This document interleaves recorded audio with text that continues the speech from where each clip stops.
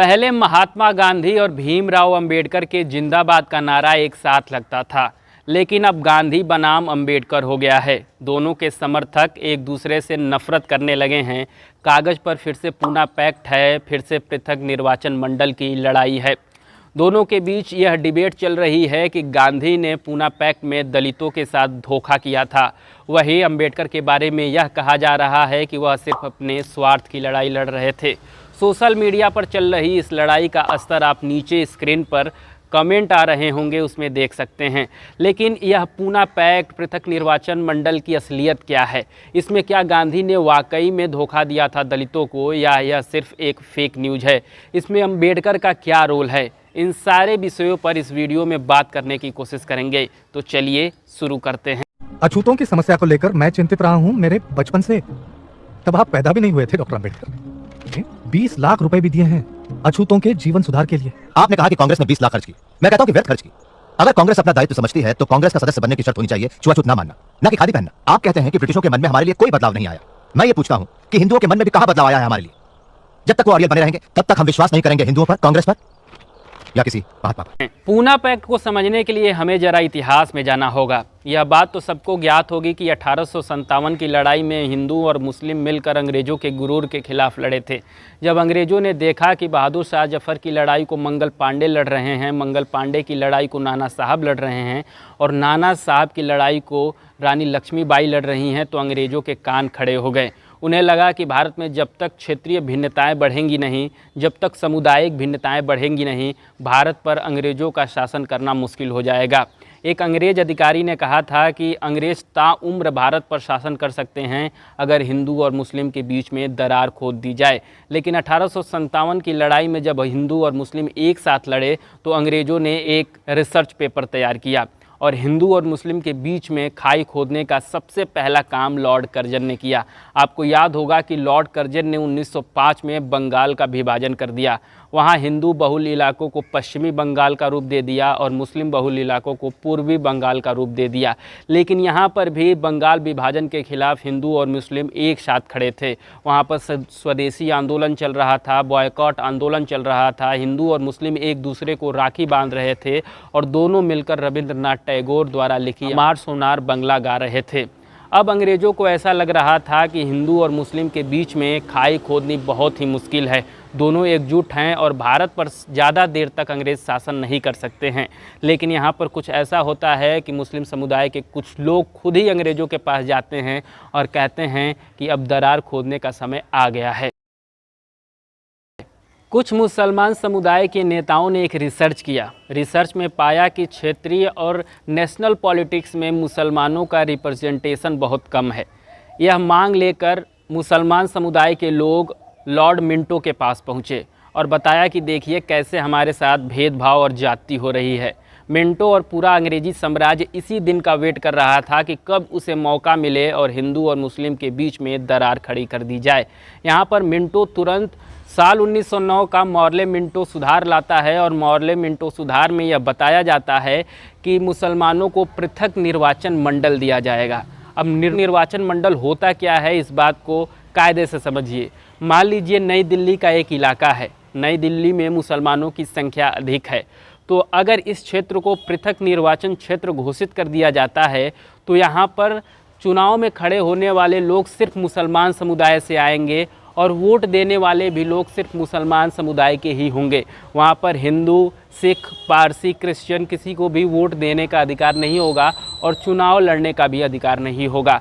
तो यह जो बात है इसको मान ली गई थी मॉर्ले मिंटो रिफॉर्म में 1909 के।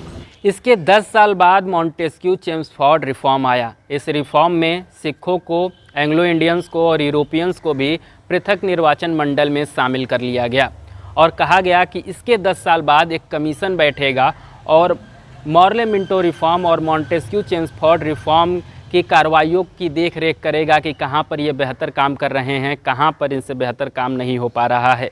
तो 1919 के 10 साल बाद 1929 में साइमन कमीशन आता है। जी हाँ, वही साइमन कमीशन जिसमें साइमन गो बैक का नारा लगा था। दरअसल अंग्रेज और मुस्लिम लीग को समस्या यह थी कि साइमन कमीशन में एक भी भारतीय मेंबर नहीं था।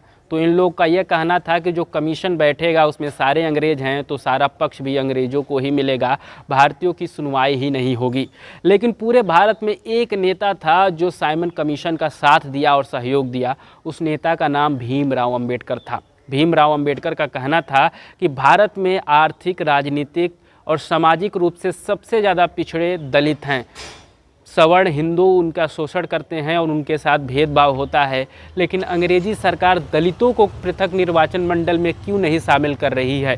साल 1929 में आया साइमन कमीशन पे 3 राउंड टेबल कॉन्फ्रेंस बैठाने की बात उस समय के प्रधानमंत्री रैमसे मैकडोनाल्ड ने की थी। पहले राउंड टेबल कॉन्फ्रेंस में BR अम्बेडकर शामिल हुए थे, लेकिन महात्मा गांधी और कांग्रेस ने इसका बायकॉट कर दिया था। दूसरे राउंड कॉन्फ्रेंस में महात्मा गांधी पहुंचे, लेकिन महात्मा गांधी ने देखा कि सभी नेताएं अपने अपने क्षेत्र के लिए, अपने अपने जाति और धर्म के लिए पृथक निर्वाचन मंडल की मांग कर रहे हैं। यहां पर महात्मा गांधी बहुत निराश हुए और दूसरा राउंड टेबल कॉन्फ्रेंस छोड़कर स्वदेश लौट गए। बाकी के नेता भी स्वदेश लौटे और अपने अपने काम में जुड़ गए। लेकिन महात्मा गांधी ने सिविल डिसोबीडियंस मूवमेंट यानी सविनय अवज्ञा मूवमेंट को दोबारा शुरू किया। गांधी जी इस मूवमेंट को शुरू करते इससे पहले उनको फिर से जेल में बंद कर दिया गया। इस बीच ब्रिटिश प्रधानमंत्री रैमसे मैकडोनाल्ड ने कम्युनल अवार्ड की घोषणा कर दी। कम्युनल अवार्ड में यह कहा गया कि भारत में जो दलित हैं, जो पीड़ित हैं, उनको भी पृथक निर्वाचन मंडल में शामिल किया जाएगा।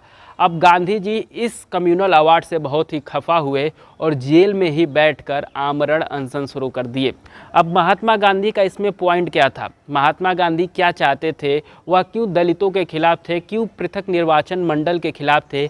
इसी में सारी कहानी है। अगर आप इस कहानी को समझ जाएंगे तो गांधी बनाम अंबेडकर के जगह पर गांधी और अंबेडकर कहना शुरू कर देंगे। तो समझिए यहाँ पर महात्मा गांधी का पॉइंट क्या था। महात्मा गांधी देख रहे थे कि 1909 में मॉर्ले मिंटो रिफॉर्म में जब पृथक निर्वाचन मंडल में मुस्लिमों को शामिल किया गया था, तब से हिंदू और मुस्लिम के बीच में कटुता बढ़ती जा रही थी।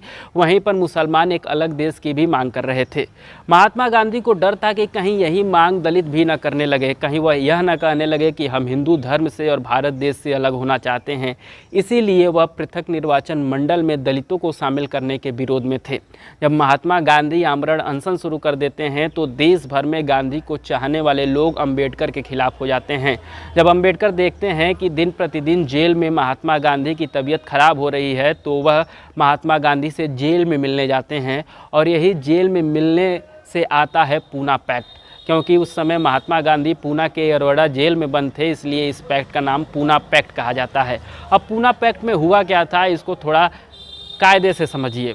पूना पैक्ट में ऐसा नहीं हुआ था कि गांधी झुके थे या अंबेडकर झुके थे। दोनों लोगों ने एडजस्टमेंट की, दोनों लोगों ने एक दूसरे की बात को मान ली, क्योंकि दोनों लोग बड़े थे, समझदार थे।